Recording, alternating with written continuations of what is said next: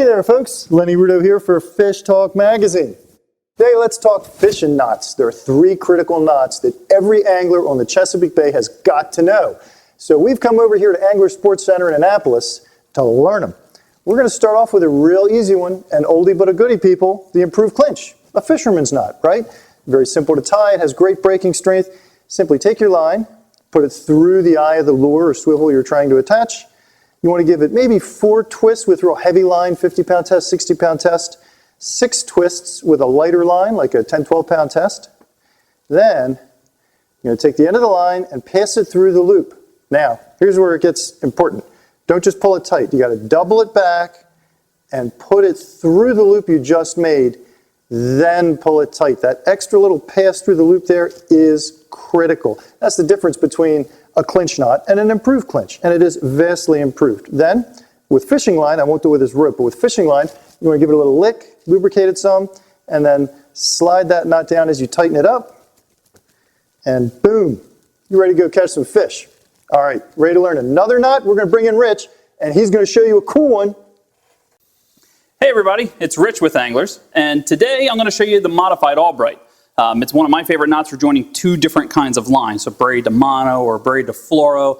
You can do mono to mono, braid to braid, but I'm a big fan of doing it with braid to mono leader or fluoro leader. So this is going to represent our leader, which is the thicker material. And the nice thing about this is it makes it a nice, small, slim profile. Take this, create a large loop, large enough to hold in your hand, and then you'll take the main line, which would be through your braid. I'm going to come up through that loop, pull a pretty decent tag in, enough to work with, and then keeping the 2 pieces of leader together and holding the loop with the braid in it, I'm going to wrap the braid around both pieces of leader material about 6 to 7 times. 1, 2, 3. We're going to wrap it a couple less for this demonstration. You're going to pinch the end here. I can now let go of the loop end, and I'm going to take the remaining tag in and wrap back in the same direction, but over the wraps we previously did, 1 less whatever I did the first time. After I've done that, I came up through that loop, so I want to go down out of the loop, and that's going to create a nice seamless end to the knot. Now at this point it's really important that we help the knot down. You want to work it down. Don't just cinch the knot because it will not seat correctly. After I've got that knot nice and tight down to the loop, I take a couple wraps on each, and then that's when I slowly pull this together, and when it comes together it'll look beautiful, nice and tight. I trim a little bit of a tag end on the braid, but on the mono end, I want to trim that tag end fairly close to the end of the knot without breaking it. And that'll allow that knot to go in and out of the guides without getting hung up.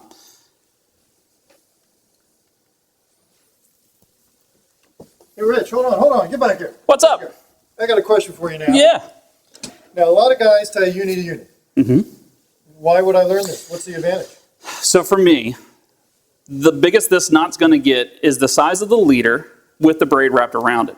But on a uni to uni, when you tie those 2 knots together, the mono or fluoro side tends to be a little bit thicker than the braid side. So this just passes through the guides a little more effortlessly. You have less knock going in and out of the guides. I think it puts a little less wear and tear on the guide itself. And it's a pretty easy knot to tie. You can tie them pretty quickly once you learn how to do it. Cool, thank you. Yeah. Of course, you know people, while I completely agree with what Rich said, there is still a lot of value to the uni to uni and the uni knot itself. The uni knot can be used alone to attach a line to an item, and a uni can be used to quickly join 2 pieces of line. So let's get a demo from Sammy.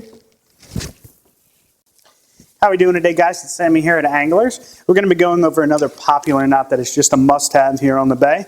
It's going to be a uni knot and then a uni to uni knot. So once you figure out how to do the first uni knot, you can just do 2 of them and tie a braid to leader knot. But to start out with, whether you want to do a hook, a swivel, whatever it may be, you're going to pass the line through. We're going to pull about 8 inches out, and we're going to wrap it over. Then we're going to lay a loop on top of what we just pulled through. And we're going to go through here about 4 times on your heavier lines, and on your smaller lines you could go as many as 6 or 7. After we have that through there, at this point I would typically wet it if I was using a mono or a fluorocarbon line. Cinch it down most of the way, and then grab the main line and pull that snug, and that's all there is to it. Now, going off of this, we can tie our uni to uni knot. So this is going to be basically the same thing. To start out with here, we're going to cross 8 inches of line, or so. From here, I like to grab one side and work on this here with the tag end. I'm going to make a loop. Going to lay it against the other line. We're going to go through here a few times again. With braid, I'm going to do it quite a few times. Now I have this tag end on the other side. We're going to repeat the same process over here. 3 to 4 wraps on your heavier line. From here, just grab each and you can snug it on up. Now, we saw Rich's knot, which he did, which is another braided leader knot that is much more aerodynamic. It's going to come through your guides a lot easier. This one's going to clink around a little bit, but it's much faster to tie.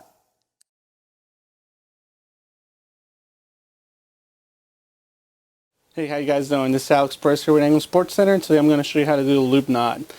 This knot's a great connection knot. It's great because it gives your lures a little more freedom to move around. So let me show you how to do it. First thing you want to do is create a loop. Give yourself a good amount of tag in here. Go into your connection point here through your lure. Come right back up through the loop, and this is where you're going to actually twist that tag in on your main line, anywhere between 3 to 5 times, and then bring it back through the loop here. Then cinch it down, and that's a loop knot right there. Don't miss another cool Fish Talk video. Click below to subscribe.